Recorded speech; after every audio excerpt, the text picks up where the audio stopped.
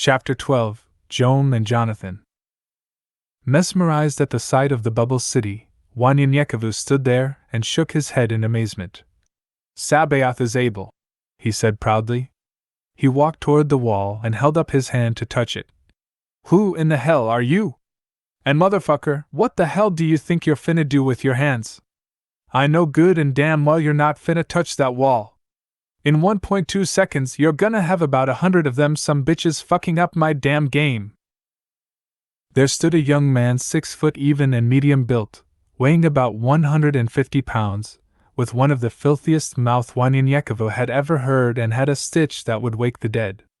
Put your hand down, motherfucker, damn! He shouted. Wanyanyekevu didn't know what to do, hold his nose or kill the man, but he didn't seem dangerous and didn't want to be rude either. He slowly lowered his hands. The man looked at Wanyanyekevu from head to toe, as he continued. Oh, what are you doing out here? You're a long way from home, coming around looking like a damn lost puppy. Where the fuck are you from? Wanyanyekevu grabbed his cane and looked for any sudden movements. Why didn't I see this time coming? Wanyanyekevu said aloud. What time is coming? What the fuck are you talking about? It's about 11 o'clock, man. The young man was confused about what Wanyanyekevu had said, and thought that maybe he was slow. So, he rephrased his words, using his hands to illustrate what he was saying. Look, if you touch that wall, you gotta alert the A's, and they don't fuck with C's and might just kill AD, understand B? Rubbing his eyes and forehead, for he saw this vision in a dream months ago, Wanyanyekevu, adjusting his thoughts. What language do you speak? It's so hard to follow. And who are the A's and the B's? The young man was named Jonathan. He scratched his head, grabbed his private area, and tugged on it. Those white rope some bitches, acting like they're God in there. Jonathan pointed at the bubble, then he gestured. Touch wall. He pointed to the bubble and gesture again, using his fingers in a vertical motion and crossing his neck with anger. You die, motherfucker. You understand that shit? He slowly turned around and continued reprimanding him. Asshole, looking like a fish out of water. Talking about who's the bees. Bees these nuts in your mouth, motherfucker. If you want to die, take your fucking ass further south, straight to that front door, and say, hey, let me in. They'll let your ass in alright, with your head on a damn trophy wall. Damn. Yo, Joan. Joan. Jonathan shouted in frustration. Joan automatically opened a hidden door that led into the ground, but Joan didn't come out. I'm busy!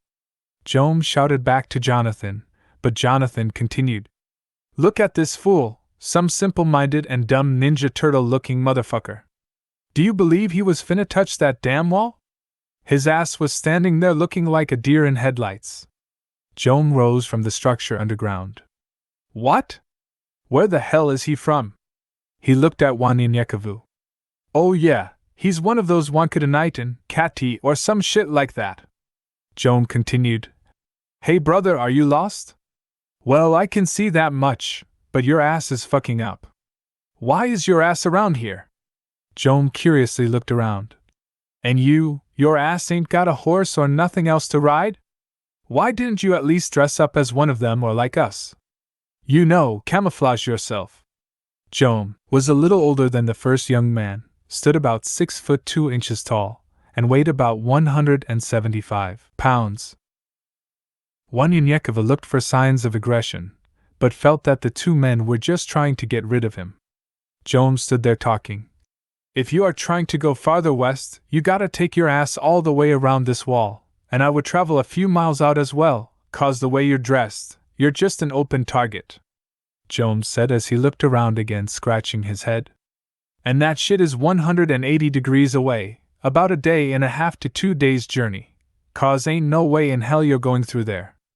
Wanyanyekevu understood the second man much better because he spoke much slower and didn't cuss as much. Anakutas have a very foul mouth and smell bad, Wanyanyekevu said as he released his grasp from his cane. Anakutas? My name is Jonathan. And this is my brother, Joan, said Jonathan as he smelled his armpits.